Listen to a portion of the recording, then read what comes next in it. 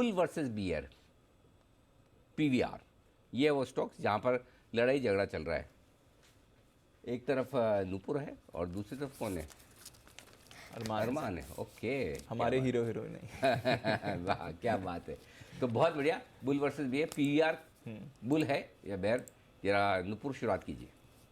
Sir सबसे पहले तो अरमान को यही पूछूंगी कि वो मेरे साथ मूवी देखने चलेगा कि नहीं। ये लो, हो गया काम। खत्म, no further discussion required. Sir इसका एक पोल करा था, अभी जो रिसेंटली मूवीज आई है उसमें से रिसर्च टीम में कोई भी अभी तक मूवी देखने गया नहीं है। अभी तक ये तो गलत बात है अरमान, मैं गई हूँ, तुमने गलत पोल किया। वो प्रॉब्लम क्या है, वो सब मुझे देखते थे, मेरे चक्कर में जो देखते थे वही बना। अब बंसल जी जैसे लोग ही कम हो गए, और तो और बाकी का छोड़िए। अरे वाह, तो मतलब हमारी रिसर्च टीम ज़्यादा काम कर रही है, इसका मतलब यही माना जाए, है ना। अर्निंग सीजन था ना। अब खाली नूपुर कह रही कि मैं ही गई थी पिक्चर देखने। पकड़ी गई। तो सपोर्ट तो करना पड़ेगा ना पुल को। बताइए।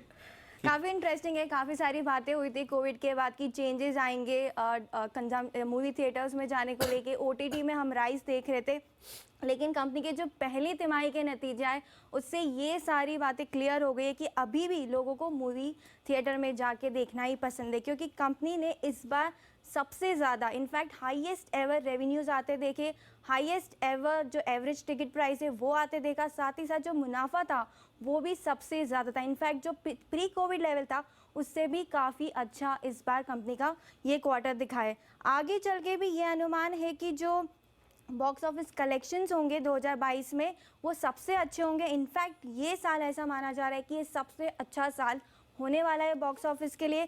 कंटेंट लाइनअप जो है वो काफ़ी स्ट्रॉन्ग है, और जो एक्सटेंडेड वीकेंड्स आने वाले उससे भी काफ़ी बेनिफिट आते मिलेगा। देखिए, आपने एक्सटेंडेड वीकेंड्स की बात करी, आपने अच्छा साल होने की बात करी। 2022 में अगर आप देखेंगे तो पहली छमाही में केवल 3 फिल्में हिट रही। उसी के साथ साथ बड़ी ब्लॉकबस्टर मूवीज़ जैसे आप शमशेरा देख लीजिए, लासिंग चड्ढा, रक्षाबंधन, एक विलन रिटर्न्स, कब आई कब गई कुछ पता नहीं।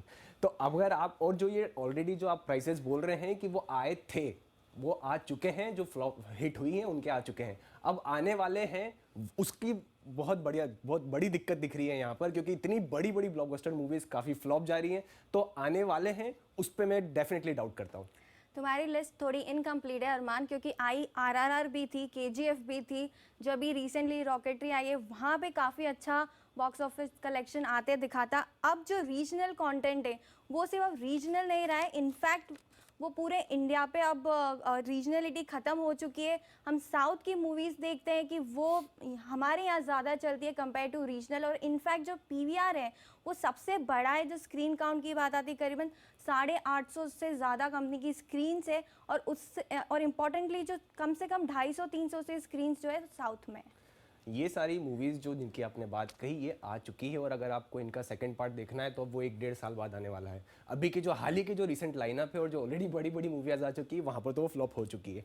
उसी के साथ साथ अगर आप देखेंगे भी रिसेंट का ऑक्यूपेंसी लेवल तो बहुत कम आया ही है इन मूवीज़ का, क्योंकि इन कंपनियों के लिए जो होता है फूड एंड बेवरेजेस का जो बिजनेस होता है वो काफ़ी ज़्यादा इनके लिए इंपॉर्टेंट होता है, जो इनको बहुत बढ़िया मार्जिन भी देता है और रेवेन्यू देता है। तो अगर सीट पे कोई जा ही नहीं रहा है तो खाएगा क्या? ऑक्यूपेंसी लेवल्स आपने कहा थोड़े कम है, लेकिन वो रिस्ट्रिक्शंस के चलते थोड़े कम थे, लेकिन अब वहाँ पे भी आपको आते दिखेंगे ऑक्यूपेंसी लेवल्स। और जिस हिसाब से कंपनी की एटीएफ है, जो एवरेज टिकट प्राइस जो पिछले साल या प्री कोविड के लेवल के टाइम 150 रुपये होती थी वो अब 250 रुपये के आसपास है। तो आप समझ सकते हैं कि अगर टिकट प्राइस ज़्यादा भी है और ऑक्यूपेंसी लेवल्स हल्के से कम भी हो तो भी कंपनी को फ़ायदा आते दिखेगा ही।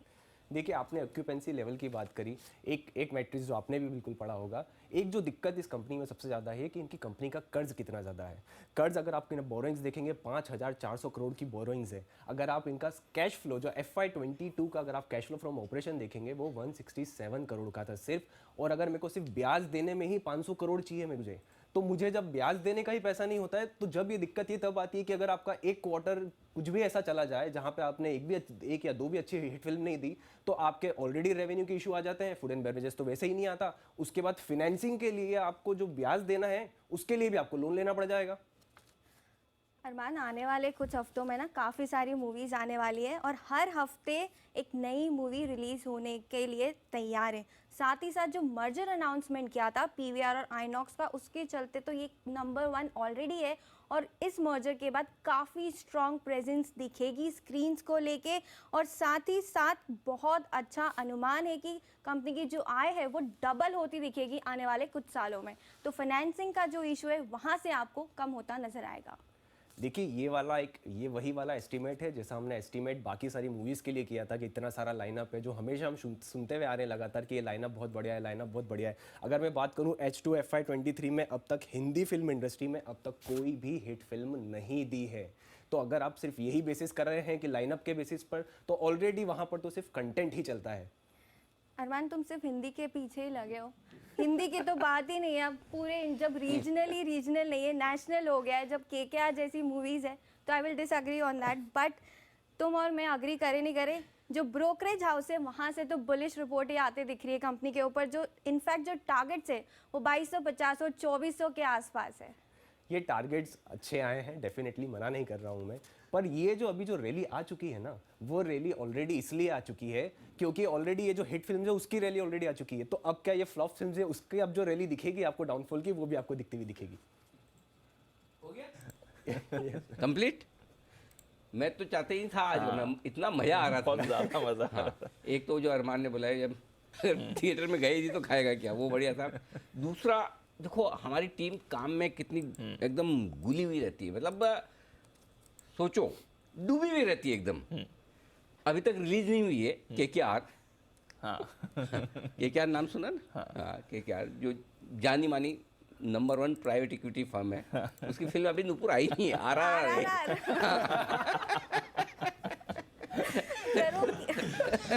वो केकेआर सब मजा आ गया। ये इसको कहते हैं कि काम में एकदम पूरी तरह से एनग्रोस्ड है ना। अभी आना बाकी है केकेआर की पिक्चर, आरआर आ रही है, तो बहुत बढ़िया। चलो ऐसा लग रहा था कि मतलब मूवी देख रहे हैं। अब इन दोनों को एक्चुअली जाकर मूवी देख कर आनी चाहिए, थोड़ा कूल ऑफ होना चाहिए, ताकि पता चले भाई कि हाँ बहुत ही बढ़िया।